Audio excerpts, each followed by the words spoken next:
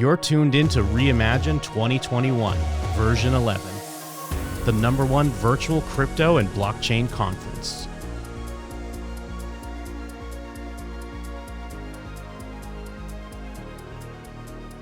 The adoption of NFTs have upended several industries. In this segment, our experts take a look at several of them.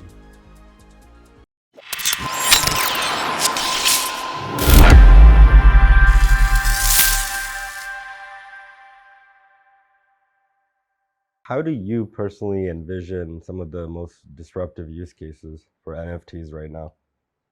I would say the new emerging ones that I'm curious to see how they evolve the most would be gaming and the DeFi sector. I think there's a lot of interesting things happening in there. I think a lot of legal framework still needs to be introduced, at least on the DeFi side, in order for things to be like kosher. But I think as the space kind of evolves, like more and more tools are going to be readily available to creators to make it more accessible. And I think that's probably like the biggest thing right now, like making sure the tools are accessible. And I want that to like kind of improve, advance, like make it so that like anyone anywhere can like come in, enter this space, participate without paying high fees, without having to like, I guess like go through some sort of application process where someone tells them their art is good enough or not good enough. What are some ways NFTs can incentivize like positive change in the real world? Yeah, so that's a really good question. I think what we're seeing is the birth of this reputation and this clout economy, especially, and it's very evident in like PFPs. People want to show off how big their bags are, how cool their PFP is, that they're part of something, that they're part of a community, part of a social club or like niche. It's reputation, and it's showing that you have like this sort of, I guess, clout in the space. And so the idea that we're trying to achieve with DoinGud is we want to take that reputation and like we've seen a lot of people try to do good, like we're raising money for charity, like X project going to donate 10% to charity, this cause. A lot of people don't really know the transparency behind a lot of these causes. You don't often see that transaction. It's kind of just there. And I think, it can be an altruistic thing, but it's also marketing. People like have values and people will support projects if they're supporting certain things in a lot of cases. But none of it's on chain, which doesn't make any sense for a space that's like decentralized, transparent. You have people raising millions of dollars and the actual like transaction of giving that money to the cause isn't actually shown. And so I think what we're going to start to see is people innovating with social impact, social good, giving, because people want to, and there's an abundance of it in this space. And so like with DoinGud, we're trying to bring that on chain and trying to work with over 200 plus and growing organizations from around the world that basically that align with the 17 Sustainable Development Goals. And instead of taking like high platform fees, like we just normalize social impact. So 5% of your sale goes to a social cause that you pick. And that impact is actually shown on your decentralized identity, secured through like Ceramic Network and your DID profile. So you can actually show and prove that you're creating impact, and not only like show it, but actually have the metrics of the causes you're supporting, the locations of those causes, which sustainable development goals you're supporting. And so I think that is something that's kind of like untapped and that we're hoping like picks up like in speed the next couple months, because people should show off that they're doing good. So the non-fungible quality of a token lends itself to certain use cases that can create digital scarcity. And so there is immediate, quite radical use cases within the digital goods economy, be it gaming or metaverse or digital collectibles. So we're seeing that happen today, and that's great because it's bringing about this technology to mainstream adoption, to pop culture, and that helps in the broader adoption and accessibility of this this technology overall. What I find super interesting is being able to solve for digital identity in a way that doesn't have to involve intermediaries. and therefore bring about access and lower costs for just generally anything, any use case within blockchain-based technologies. So things like, why is it that as a retail person I have to have access to certain digital goods at a premium compared to an institution? And many times that's a function of the cost of ascertaining identity, the cost of thinking about distribution. All of that now tends to zero in terms of fees when you now have this ability to ascertain identity at a programmatic level. So you move from a subjective-based trust paradigm to a mathematical one. And I think that is very cool and can bring about just overall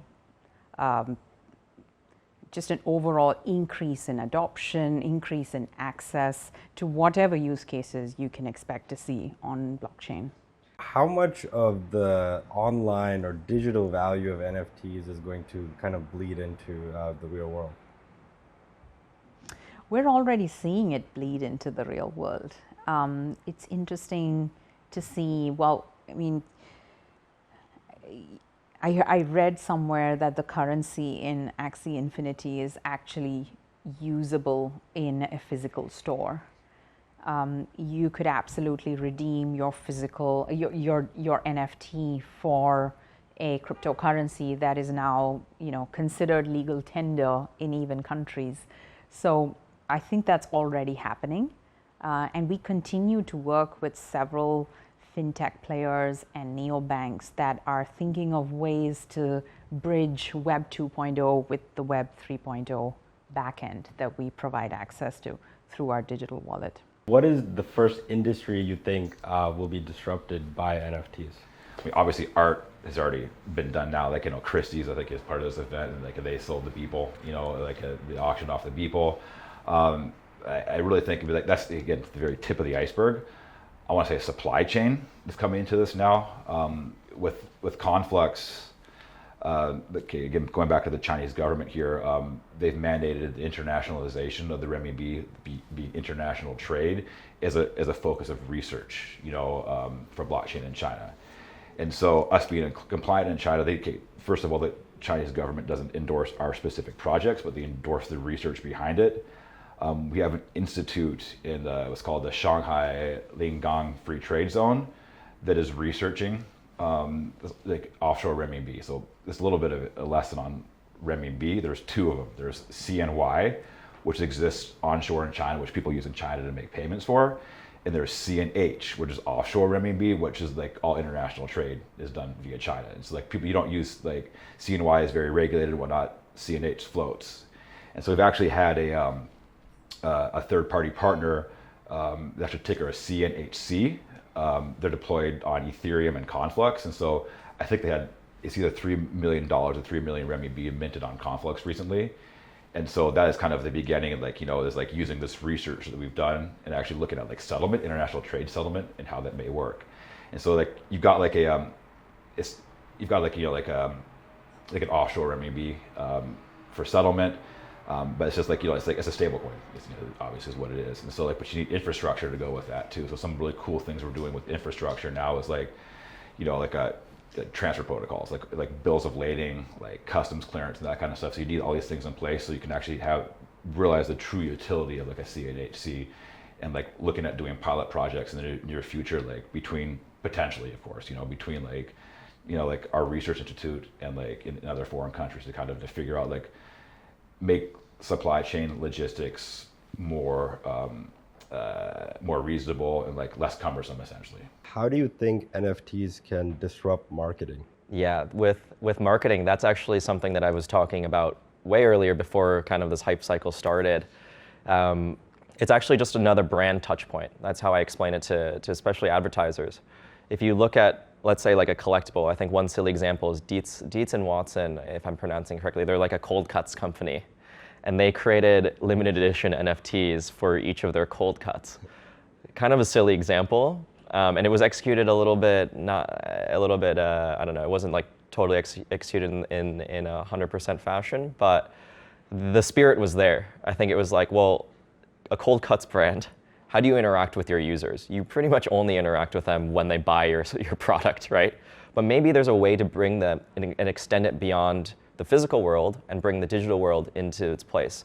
So maybe there's someone that has always bought cold cuts for the last 20 years and is a super fan. Now, how do you extend that kind of super fan energy into the digital space? Well, NFTs is an obvious angle because you can then have this collectible that is now useful for them, but it's not like you have to trade it amongst your cold cuts peers and super fan base. Instead, you now have value that could exist across other marketplaces as well. So obviously we're starting to see a lot of art be issued as an NFT. I think the creative community has really grabbed a hold of NFTs and started to really figure out how it can benefit not only their ability to generate income for themselves as independent creators, but also be able to allow people, their fans, to really own a piece of what they've created with true ownership if it's something that's digital. Art is very popular right now, but NFTs in the future I see are going to be things like financial instruments, like bonds, tokenization of that as an NFT, or the title for a home or a car. I think use cases are going to continue to grow. Another one that we're seeing in the ESG space, environmental sustainability and governance, is carbon credits. So there's a whole ecosystem that exists today around carbon credits where, for example, the tracking of that is not so great. There's sometimes the double issuance of a carbon credit. And as sustainability becomes a primary focus of large organizations and even individuals, the ability for them to be able to trust the purchasing of those carbon credits, trust where they come from, trust those projects that are issuing them, we're starting to see a lot of traction at Hedera in that space. Do you see NFTs as more of a technological revolution or a cultural revolution? I'd say both, right? So, I mean, definitely the technology is what enables it, and the culture is what makes it exciting and interesting for people to want to participate with it, own them or interact with them. So it's a combination of both. Yeah, for sure. And it's kind of the new digital economy, new creator economy. How do you think this will impact a lot of the centralized companies or media companies that, what business models, if any, do you see kind of dying out? I mean, we've already seen the downfall of retail. Media is definitely one that we've seen a lot of pushback on, right? So we're seeing that individual content creators are definitely having such a large following, and they have more freedom and flexibility to share their opinions as opposed to working at a centralized organization and following a specific agenda. So the online creator economy is definitely more, I'd say, democratic. It allows people to voice their opinions and really express how they feel. And that's really powerful, right? And it's pulling in a lot of audience because it's genuine, because people can relate to that a lot more. And we're seeing the change and the shift in where people get their news from, where they get their entertainment from. So it's no longer a few centralized companies that were kind of monopolies, right, of the old world. And that shift will probably continue to happen. Do you think NFTs only apply to like digitally native assets, that we create in kind of this metaverse? Or can it be applied to, when I think of fractionalization, the other use case is real estate and cars and stuff like that. So how do you kind of see those sectors within NFTs? I think those physical items being tokenized into NFTs make sense. I think real estate is a great example, like ticketing is another great example. I think the tough part though is like still the link between the physical world and on-chain world, and how do you make sure these two are both true in a trustless manner? I think that part still hasn't been fixed basically. So the reason why I think a lot of these like digitally native NFTs are seeing more traction right now is because right now this link between the physical world and digital world hasn't been quite established yet. I mean, once that's established, I'm sure like there will be more physical NFTs that come out. Do you see this world where everything is going to be like kind of tokenized? I think everything that makes sense to be tokenized would eventually be tokenized. There's a lot of experiments in terms of finding out what makes sense. People would say, oh, I would use that, tokenize it, and it turns out they wouldn't, right? Because a lot of people say a lot of things that they might do until it's given to them and then they don't do it, right? That's the nature of product development, is you test and you iterate. But I think we're scratching the surface of what smart contracts will ultimately do via like Ethereum and Solana and some of these protocols that people have never heard of, that are, unless you're in the middle of the crypto world, right? They're changing everything because they represent software and systems that have no off switch. Once you have no off switch, that means the overlords that control our lives are gone. Yeah. Now, we had a little bit of a sense of this a few years ago with music file sharing, right? Remember BitTorrent? Yep. BitTorrent, people were sharing files all over the place. The music industry didn't know what to do because it had no off switch. So in their infinite wisdom, the record label started suing consumers. Yeah. Well, it turns out that was a really bad idea because the consumers don't like that. No way. And they actually can react with their purses and pocketbooks, and they did. They said, go screw yourself. And of course they backed down, and BitTorrent still runs, no off switch, undeterred for over a decade. The same thing is happening via Bitcoin with money, Ethereum with NFTs, stable coins, DeFi, which is replacing banking. All these services, just like BitTorrent, are now running with no off switch, with no government interference by and large, and can't be stopped. The genie's out of the bottle.